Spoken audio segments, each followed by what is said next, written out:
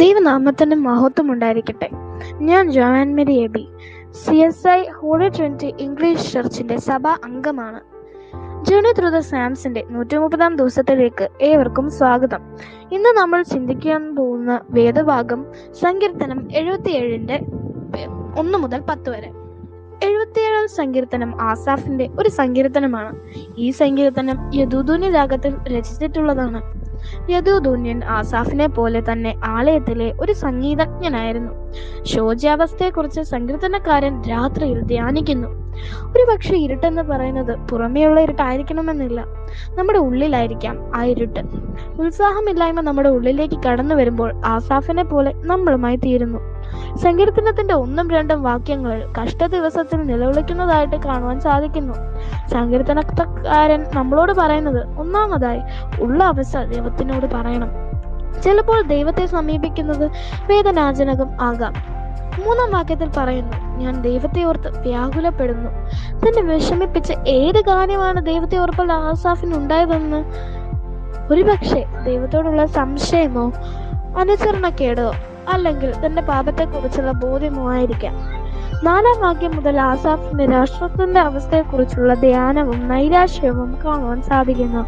സമൂഹത്തിന്റെ അവസ്ഥയെക്കുറിച്ച് ചിന്തിക്കുമ്പോൾ പണ്ടത്തെ പോലെ ദൈവം പ്രവർത്തിക്കുന്നില്ലല്ലോ എന്ന നിരാശയും. എങ്കിലും ഇസ്രായേലിന്റെ പഴയകാല ചരിത്രത്തെ പഠിച്ചവർ ദൈവം എന്നേക്കുമായി കൈവിടുകയില്ലെന്ന് വിശ്വസിക്കുന്നു. മിസ്രയീമ്യ അടിമത്തത്തിൽ നിന്നും വിടുവിച്ചവൻ ഈ പ്രവാസത്തിൽ നിന്നും വിടുവിക്കുവാൻ ശക്തനെന്നും വിശ്വസിക്കുന്നു.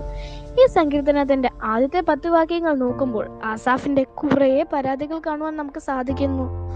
1. ഞാൻ ദൈവത്തോട് നിലവിളിച്ചു. 2. ഞാൻ യഹോവയെ അന്വേഷിച്ചു. 3. എന്റെ കഷ്ടം നീങ്ങിപ്പോയില്ല, എന്റെ ഉള്ളം ആശ്വാസം നിരസിച്ചു.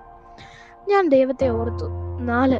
ഞാൻ വ്യാകുലപ്പെട്ടു, ഞാൻ ധ്യാനിച്ചു, ഞാൻ വിഷാദിച്ചു, എനിക്ക് ഉറങ്ങുവാൻ കഴിഞ്ഞില്ല. 5. ഞാൻ ഏറെ ഭാരപ്പെട്ടതുകൊണ്ട് എനിക്ക് സംസാരിക്കാൻ കഴിഞ്ഞില്ല, ഞാൻ പൂർവ്വകാലങ്ങളെ ഓർത്തു. 6.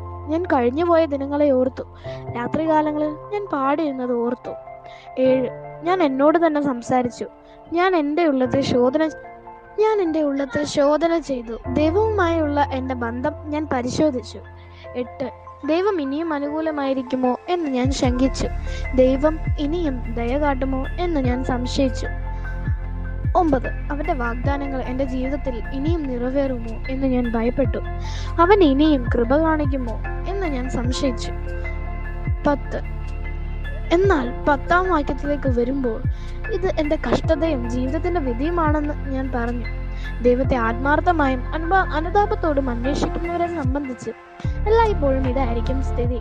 സത്യവും ആത്മാർത്ഥതയും ഉള്ള നമ്മുടെ ഹൃദയത്തിൽ ഒരുപക്ഷെ ദൈവം ഒരിക്കലും തള്ളിക്കളഞ്ഞിട്ടില്ല.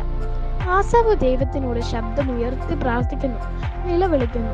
ദാവീദിനെ പോലെ ആസാഫും നിലവിളിയുടെ രൂപത്തിലുള്ള പ്രാർത്ഥന സ്വീകരിക്കുകയാണ്. ആസാഫിന് ഉറപ്പുണ്ട് ദൈവം തന്റെ പ്രാർത്ഥന സ്വീകരിക്കുമെന്ന്. നിങ്ങൾക്ക് നിരുത്സാഹം കടന്നു വരുമ്പോൾ നിങ്ങളുടെ ചുറ്റുപാടുകളിൽ നിന്നും നോട്ടം മാറ്റി നിങ്ങളുടെ നോട്ടം ദൈവത്തിലേക്ക് ഉറപ്പിക്കും. നിങ്ങൾ ദൈവത്തിനോട് അനുസരണക്കേട് കാണിച്ചിട്ടുണ്ടോ? ദൈവത്തിനോട് സംസാരിക്കും, അവൻ നിങ്ങളെ ഉത്സാഹഭരിതനാക്കും. നിങ്ങളുടെ പ്രയാസങ്ങൾ ദൈവം എല്ലായ്പ്പോഴും വിശദീകരണം നൽകുന്നില്ല, എന്നാൽ അവൻ ചില വാഗ്ദത്തങ്ങളെ നൽകുന്നു. നിങ്ങൾ നിരാശയിൽ വീണു പോകുമ്പോൾ നിങ്ങളുടെ എല്ലാ ചോദ്യങ്ങളും ചിന്താഭാരങ്ങളും ദൈവസന്നിധിയിൽ പ്രാർത്ഥനയോടെ കൊണ്ടുവരിക. ദൈവം നിങ്ങളുടെ ആവശ്യങ്ങൾ അറിയുന്നു, ദൈവം അത് നിവർത്തിക്കും. ആമേൻ.